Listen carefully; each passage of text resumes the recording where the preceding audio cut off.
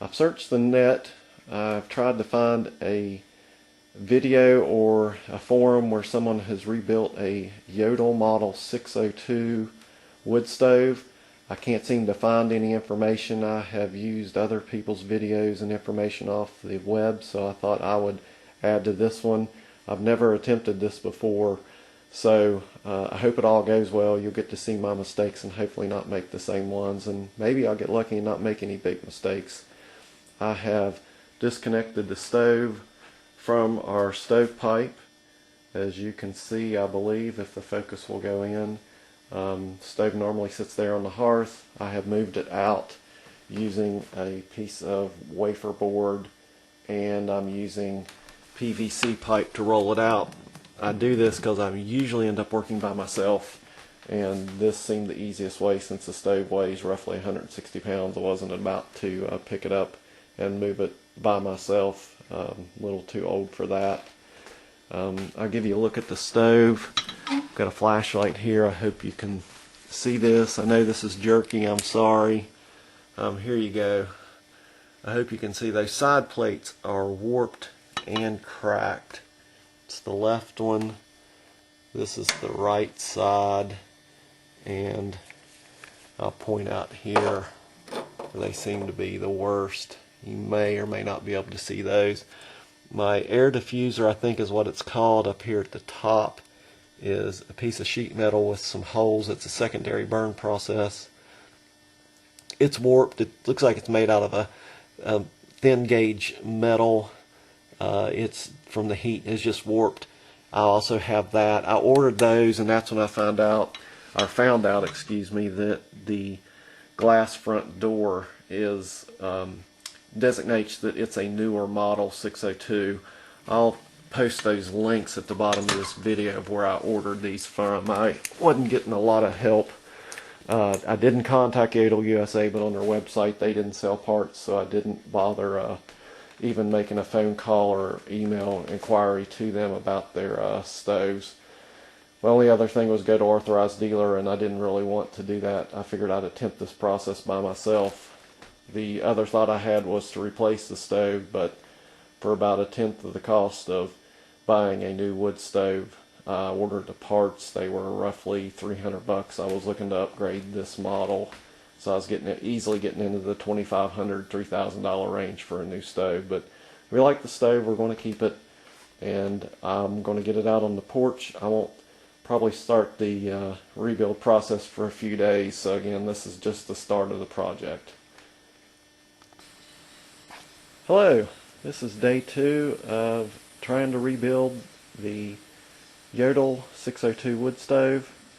I was able to get on day 1 to get the stove out here outside where I could work on it. I willed it out on the piece of plywood or wafer board and used plastic Schedule C PVC pipe to just roll it out.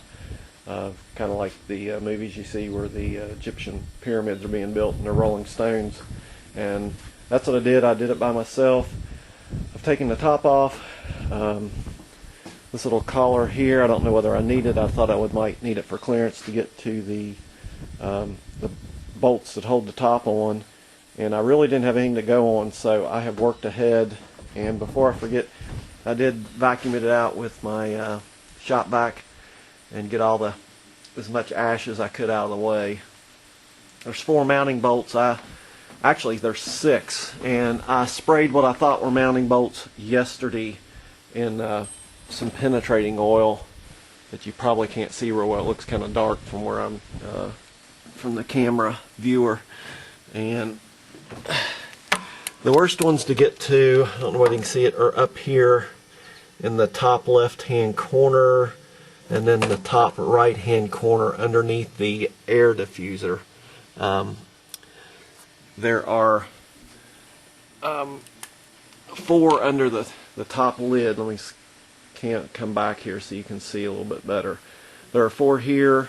I've already removed them. I wasn't sure what I was going to find with this stove work. And the 4 under the top lid here are out, and the ones that you get to from the main firebox are a little longer, as you can see here. I hope you can see it. Let me get two here side by side. They're a tad longer. These, like I said, I sprayed down yesterday. They set in this penetrating oil overnight, and I was able to get them out. So I'm going to clean them up with a wire brush, and I think I'll be able to use them again. I put a strap around the stove to hold it. I wasn't sure how this stove came apart, but I was warned that I probably better strap the top part, because it may be that you take the top off and all four sides come apart, and I think that is a good safety feature on rebuilding this stove. You can see I just lifted the top off. Like I say, it was held on 4 mounting bolts. You can see here, the top 2, the back 2, left and right. I'll show you those mounting points here. I'm sorry for jerking the camera around. I hope this will be helpful. Here we go. Top 2. Sorry for the wind. That's probably making the microphone pick up a lot of static. I had that off. I was trying to get this secondary burn chamber out. It will not come out that I can tell. So I was scratching my head. What I've just figured out is I'm going to have to loosen the strap and the 4 sides. I got the front loose, and I have to get it loose, pull it out of the way, and then it looks like everything will pull out from the front. But we will see. I'm going to stop the video here and pick it back up hopefully in 10 or 15 minutes. Okay, I'm back. I disassembled the stove way more than I had hoped. I could not get this secondary burn chamber. I don't know how well you can see it. Let's see it from this side. I could not get it out without taking a side off. The burn plates that were originally why I wanted to rebuild this thing, you can see how cracked, I hope, and warped they look. Anyway, I thought if I could get them out, this piece would come out, but it would not. I figured out there are 2 bolts that hold these side plates on. You can see this is toast. It's starting to separate from the cast iron, so I've got a new piece. It's one piece just like this. I should mention the doors, the front door, the front side, and the back are not bolted in. You can just wiggle them a little bit, break the gasket material, and they'll pop off. The sides, I wasn't sure how they were held in, and again I had to once I got the side, the inner burn sacrificial plates out of the way, you can pry up a corner of this. This is the bottom. There's the piece I took out. I guess from the front that would be the right side, and it does have a piece of insulation on it. But anyway, after you get them up, the bolt heads are actually underneath, so I could tell from looking under the stove there were threads, so the sides are held on from the bottom with 2 bolts. So you have to break those loose in order to get the side off, which allowed me to get the combustion chamber, the secondary burn chamber, out of the way. So we'll see how it goes. I do not see anything but this fireplace caulk. I do not see any of the rope looking material in any of these crevices. So I bought a bunch of different sizes. It doesn't look like I'm going to need them. I'll just need new gasket material. From what I can tell, this, like I say, it's some sort of fireplace caulk. Okay, I hope that helps. I hope I can get this back together. We're on day 3, or I'm on day 3 if you're watching. We have made it to disassembling the stove. I have just finished cleaning it, the old fireproof caulk material that bonds these pieces together. That's what's taken well over an hour to scrape out the channels and vacuum everything up, the ashes out. And I decided to leave this one side on just because I haven't broke the seal. It's one less thing to do. It may or may not prove to be a good idea. I think that's it as far as I'm going to go back. I've got some caulk fireproof caulk to put this back together. It's supposed to set 24 hours and then you fire cure it. I also plan to sand the outside, hit it with a little stripper real quick and hit it with some fireproof paint and let it all dry, do some test fires, and that is it at this point. It's just a matter of time more than anything, waiting for the caulk to dry, and then after I paint it to wait for that to dry. A few small fires to get the caulk cured, and also the smell of the paint burned off as it's curing too. So that's it. I'll be back hopefully in the next video. I will have it back in the house and be using it.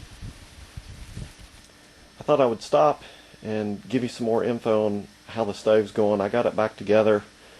I would suggest dry fitting everything before you get your caulking out to put in the grooves. I looked online and it looks like this stove did not use any gasket material. It did just use all caulk. It seems to have gone back together good. The dry fitting's a good process. I found out one thing as I was almost done dry fitting. On this secondary air chamber, there's a little curve here because you can turn it sideways and then flip it up flat, and there's a little relief here. I'll show you on the old one. See how that little indention, cutout, however you want to call it, that allows you to get past one of these pins. You probably can't see it, that go on the side burn plates. So you can get this in and then go back and put the side plates in.